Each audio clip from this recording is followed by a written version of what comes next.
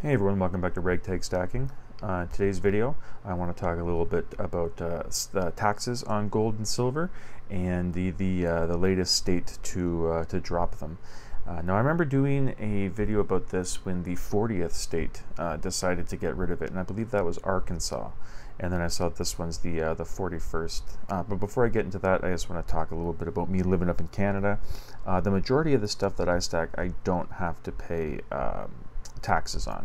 There are some times on eBay where I'm looking at some junk silver, some US junk silver, and I'm saving on the shipping and I'm getting a pretty good deal from the auction, and sometimes the taxes tacked onto that still make it a pretty good deal.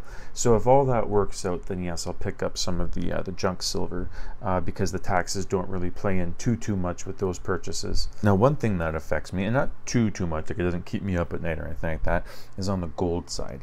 So I have to stick with the it's not like it's a bad thing, but I stick with the Canadian, Australian, and some of the UK gold. There you can see the British, and that is the 4/9 fine gold, because up in Canada, for whatever reason, anything that's not pure 24 karat 4/9, you pay additional taxes on. I would love to get an American gold eagle, but it's not something that's a realistic coin for me to stack because of those additional taxes.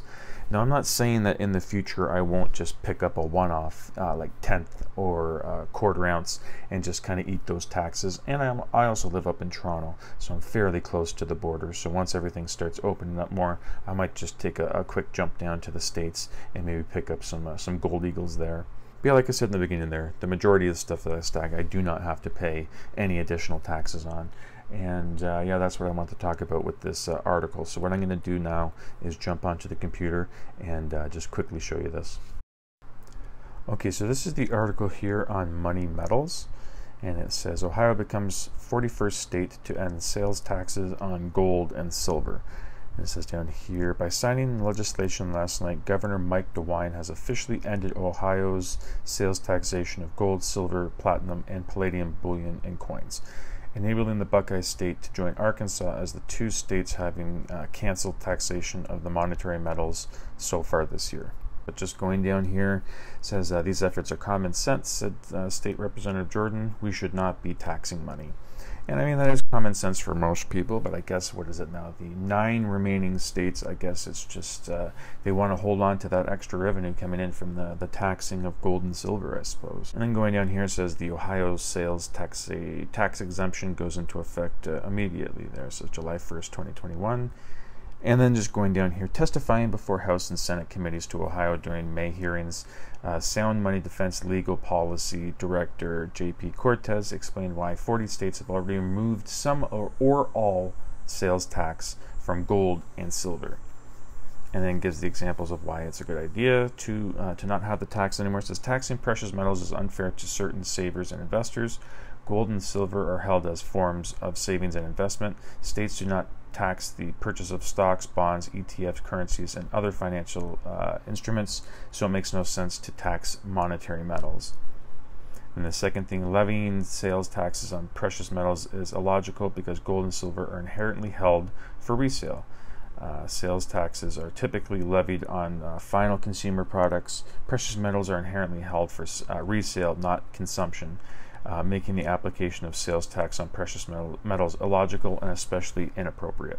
Taxing gold and silver harms in-state business. I mean, that's common sense. If you live near a border, or if you're bordering on a state that doesn't have the taxes on it, and it's only, I don't know, like 20-25 minute drive, 1 hour round trip, something like that, it's not too big of it. Well, I mean, gas is pretty expensive now, but I guess you have to trade one thing off for another.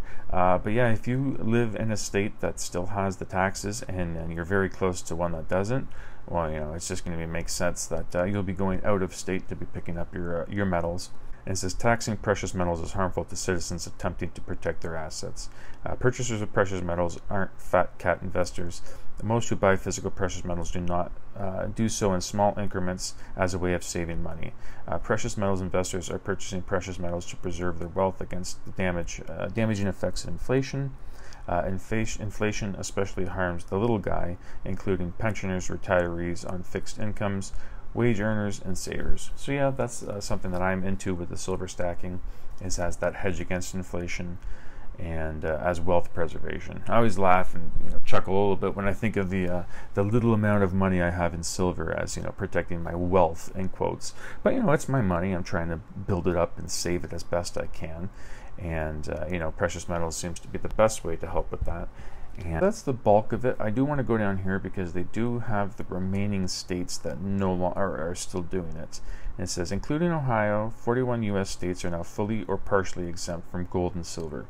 That leaves 9 states. Here they are: Vermont, New Jersey, Maine, Tennessee, Kentucky, Wisconsin, New Mexico, Mississippi, and Hawaii. So yeah, that's all I wanted to cover. As I said, it was a fairly small article, and I did skip through just a couple of paragraphs there that were just kind of going over the legislation and who voted for what and stuff like that. So I kind of just wanted to get to the states that are remaining, and just go over a couple of the bullet points here of why it makes sense to no longer tax silver and gold. But like I said, this was from Money Metals. I'll leave a link in the description if you would like to read over the entire thing again. Okay, so there you go. That was the article, and the Ohio is now the 41st state to get rid of the taxes on silver and gold, or fully or partially. That was another thing that I mentioned, because I do see a lot of people in the comments saying that when they do live in California and New York, and they still need to pay, I think it was 10,000.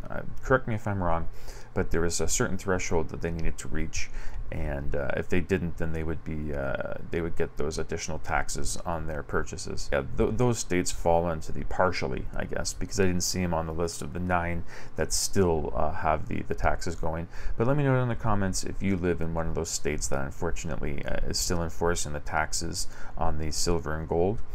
Like I said, I live up in Canada, so the majority of what I buy isn't affected by the taxes. The closest state for me would be New York, just popping down to New York. And unfortunately, like I said, they seem to have a threshold for purchasing there, or else you'll get dinged with that tax.